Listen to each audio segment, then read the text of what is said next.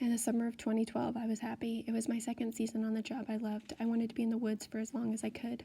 I had made friends on the crew. The first was Chris McKenzie, the dude who'd bullied me and enraged me. Chris and I, it turned out, had several things in common. We were both extremists, first of all. If we were going to do something, we were going to do it all the way. Chris was the son of a firefighter, and he'd grown up overweight, grossly overweight.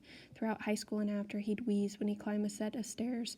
But like me, he realized he wanted to be a hotshot, to follow in his father's footsteps.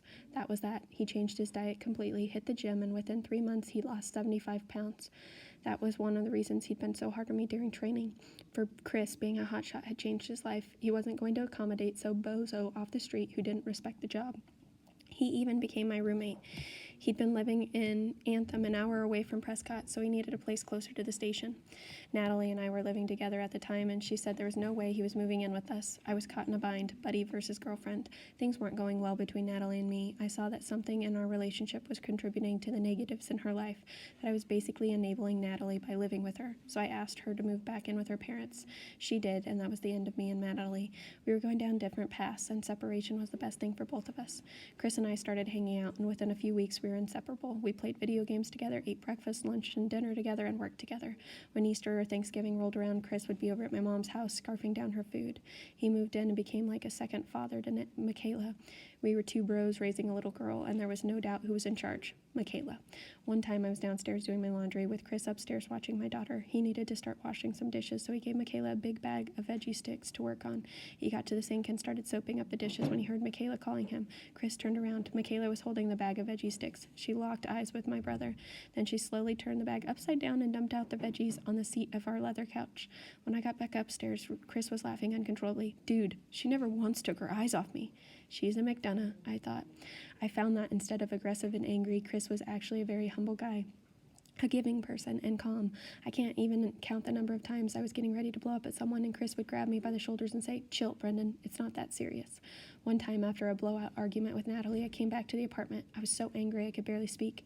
Chris watched me for a while, saying nothing before he finally spoke. "Dude, ask yourself one question." "What? What one question?" I yelled. "Where's the anger gonna get you?" I told him to go to hell and stomped around some more. I may have thrown an object or two at the wall, but that thought stuck in my brain, and after a few more minutes, I sat down on the couch. "Guess you're right," I said.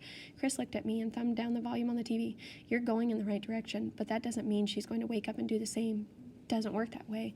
There's nothing you can do about it, bro." I learned. I got better with Natalie. I was trying to be a new man. One of the strange things about going straight was how it changed my friendships. Drug buddies are easy to talk to. You're stoned. 90% of the conversation is a variant on the question, where can we score? Even the dumb stuff you say is funny. But now that I was off drugs, I had to relate to people sober. I had to have actual conversations, look people in the eye and learn how to listen. Plus, I had to find new things to talk about. My job, my family, sports. I felt like I was the new kid in school all over again, but really I was just learning how to be a human being. I quit drugs, but not drinking. Granite Mountain was a bunch of 20 and 30-something guys, and though some of them had sworn off alcohol, most of us haven't. One time during our off-season, Chris was going out drinking. I was taking a course at the fire academy, and I was kicking ass. An ex-Marine and I were neck and neck in all the physical stuff. I was finally in pink condition. I wanted to keep it that way. "I'm going to hang out at home tonight," I told Chris. "I'm sorry," he said, cocking his head. "Are you a bitch now?" Stupid, juvenile stuff, but I couldn't help it. Chris knew how to get at me. "Bitch? Chris, what did I tell you about that?" My bad. I could have busted him in the face. I should have left well enough alone, but I couldn't let anyone say Brenda McDonough was not up to snuff.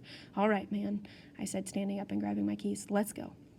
I knew myself pretty well by that point. I had the presence of mind to call another friend. I told him I was headed downtown to drink, and it looked like it was going to be serious.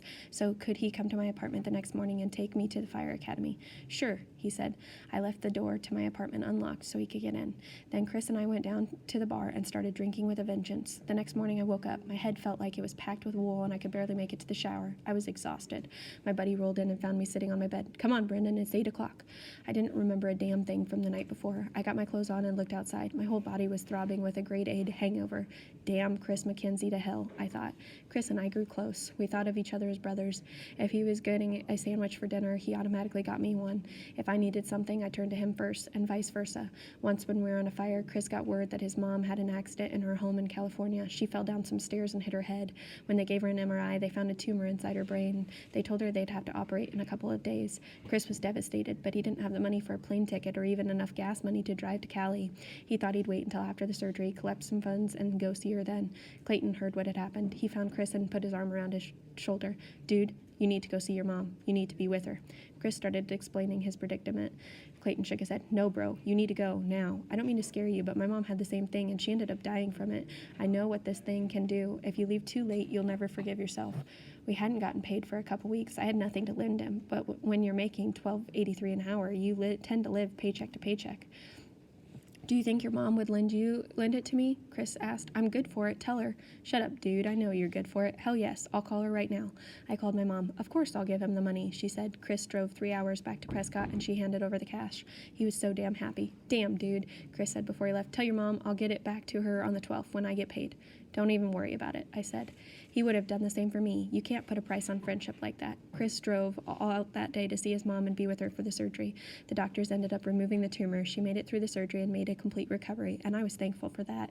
I'm not saying that Chris was an angel. He liked to mess with me. One time we were staging to fight a blazing Carlsbad, New Mexico. Staging means they bring you in and tell you to get ready to hit the fire line, but they haven't assigned you a sector yet, so you're sitting around waiting to go in. This particular morning, we went into IHOP to load up on some breakfast before going into the field.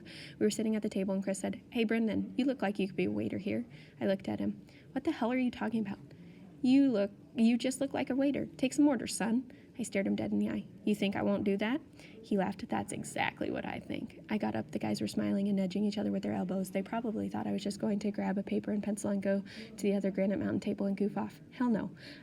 Went back to the service area where the waiters pick up the food. I nodded to the cook, who eyed me curiously over streaming plates of pancakes and eggs, then found a bunch of aprons hanging off the hooks. I grabbed one, took my time pulling it over my neck,